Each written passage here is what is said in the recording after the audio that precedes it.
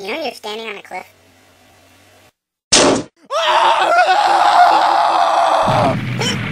Guess that's why they call him Starscream.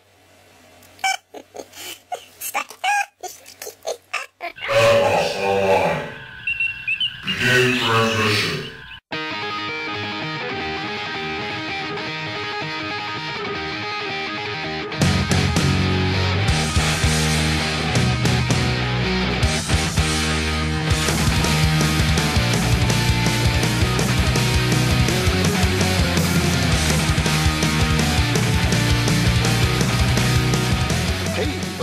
Prime here, coming at you with another video review, and today we're going to be taking a look at a figure I got on Christmas Eve of this year, also known as today.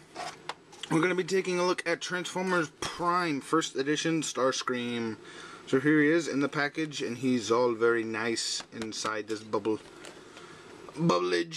I see nice chrome First Edition on the side, very shiny. You get Starscream down below. What are you doing?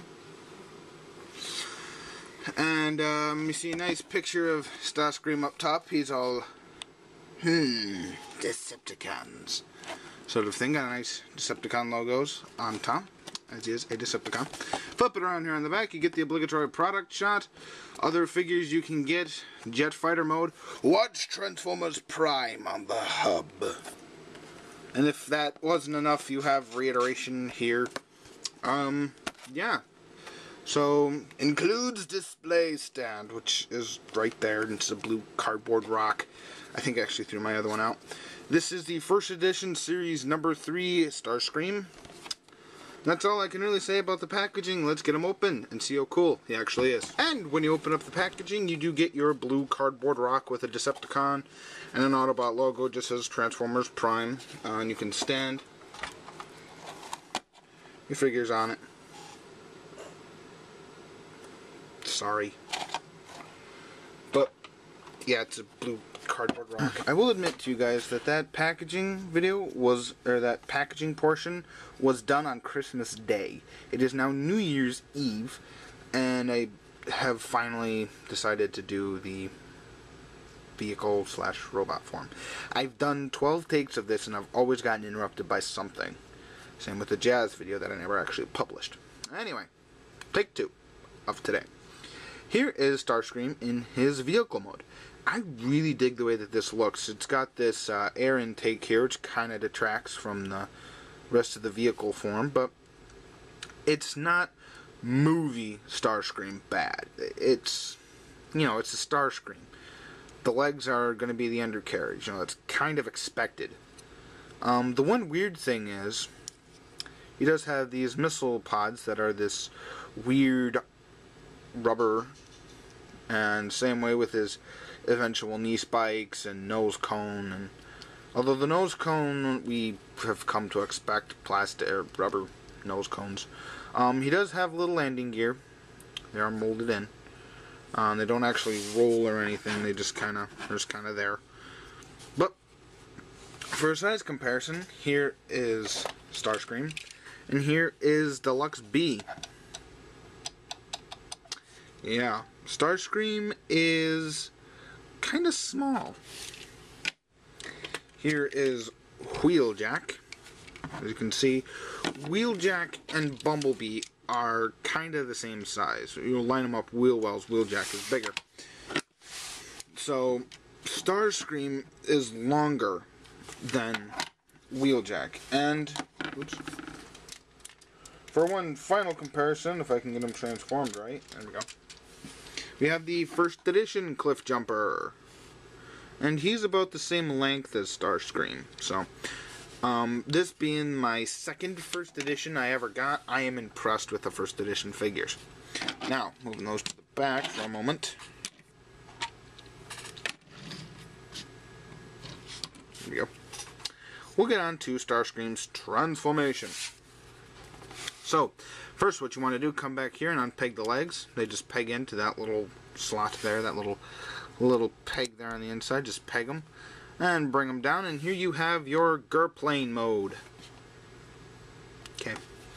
Unpeg the waist, rotate the waist around, and then there's going to be 2 little tabs in the nose cone section.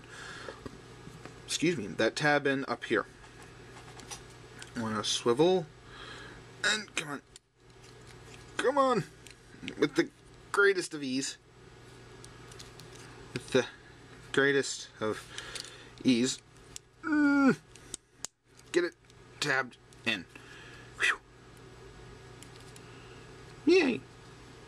So I suppose here's your actual GUR plane mode, if you like that kind of mode, I guess. While we're on the subject of the legs, one thing that they forgot to do in the actual instructions is take this little back section out. You just got to grab it with your hand and pull it out. Which I think gives a lot to the figure, and then just spread his feet. And flip up the knee spikes, which are that soft rubber. But the back knee spikes aren't. They're this nice hard plastic, which I like. So, hey, well, what are you gonna do? I want to take this top section and rotate it around so this nose cone becomes his butt. And here you have the movie Starscream head. That's what they're calling it. I can see it. You know, there are his eyebrows and his eyes and his mouth down here. Yeah, I can see it. I want to take his wings, and they're on this accordion joint, just accordion them backwards thusly. You can remove the missile pods. Doesn't really matter. You can or you cannot. Doesn't really matter. Unpeg the arms. They're just kind of held in there on these little joints. There's a little tab right there that just peg into. Rotate them down. And you want to rotate them so this is showing out the front. It's the dark silver, not the light silver with the rivet details. Just want to make sure. Then you just want to give that a nice pull. You kind of have to pull pretty hard on it. Not terribly hard. There we go. That one's a lot stiffer. Then take the back, what was the tail fin, and push it into the arms, and this will give a spot for the missile pods to tab in, and just rotate the fist out. Second verse, same as the first, just fold in the back tail fin here and add the missile spike. Ba-chunk. And I already flipped out the hand. Now what you want to do is get his arms down at a relaxed position, flip out these wings here if they're not already. Take this section, bring it back, thus revealing the head, and bring the head out. Now, the head sculpt I really like. I had to paint the crest myself, and the paint's kind of wearing off. So I would not suggest using these artist quality memory book things, because they kind of rub off. So just bring that in and bring the head down into place, like that. And take this back section, there's a tab here, and a little tab in the back section here. It should tab in, no problemo. However, it appears that there is a... Oh, wait, that's why, because it doesn't actually... Does it actually, or doesn't it actually? I don't know. Let's get his head out and see if it actually tabs. There we go. That's with it tabbed in. Then you want to split these. Helps if you have fingernails. And bring the backpack section up. You can choose to rotate this around and bring that down, kind of compacting it. But it's really up to you. And make sure his head's tabbed in all the way. And there is your Starscream. Your first edition Starscream. And it's really, really nice. Because of the way his legs are molded, the ball joint's really loose on mine, so that doesn't help. But for a figure with high heels, he doesn't stand too terribly bad. He is kind of finicky to get standing, but once you get him in a standing pose, he's not bad at all. Now, for the first of our size comparisons, here we have Voyager Megatron. I do think... ow, that's hot. I do think Voyager Megatron should be a little taller. But as it is, it's not too terribly bad. Move him off. Stand, man! Megatron's another one that has really bad hips. And then we'll get these three guys transformed. Whoosh. Whoosh. Okay, hopefully this one goes a little better. This is the final try on this, and everybody's gone to a party, so I got out of it. Anyway, here is Starscream. Stand, man. Stand, Banana Man. And here is the cliff jumper. Right there. Size comparison. Can't even see him. Look at that. Oh, so precious. There he is. Nice little figure. Off to the back. Here's a Bumblebee. Prime Bumblebee. So you can see. Soundwave? No. Starscream gets a lot taller when he transforms. So, shut him to the back. You. And a Wheeljack here. Nice little figure here. Set him to the back. Stand, man! My figures have a hard time standing. That's all they do on my shelf. And here is War for Cybertron Prime. Aw, we forgive you, Hasbro. And here's the comparison everybody wants to see. Boom! With him over. Bring the big guy in here. And as you can see, Starscream, not bad. But I think Megatron should be a little taller. Maybe the leader class. Maybe then that would scale really well. But for Starscream's articulation, ball jointed at the shoulders. It can go all the way around.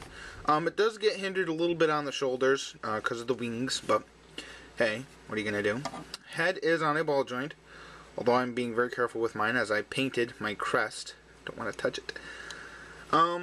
Elbow joint, and because of the transformation, he does get a very nice bowing arm articulation, and you can double joint his wrists so you can have him, I live to serve you, Lord Megatron, kind of thing going on there. He does have waist articulation. Get his hands out of the way here. You see, he does have it, but it makes him look kind of askew. Gesundheit. Anyway, and the landing gear. See the landing gear? Yeah.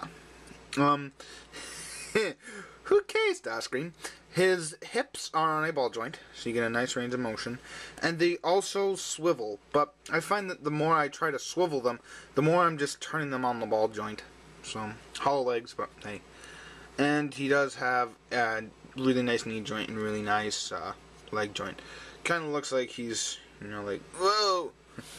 Megatron! Yeah, like he's sliding.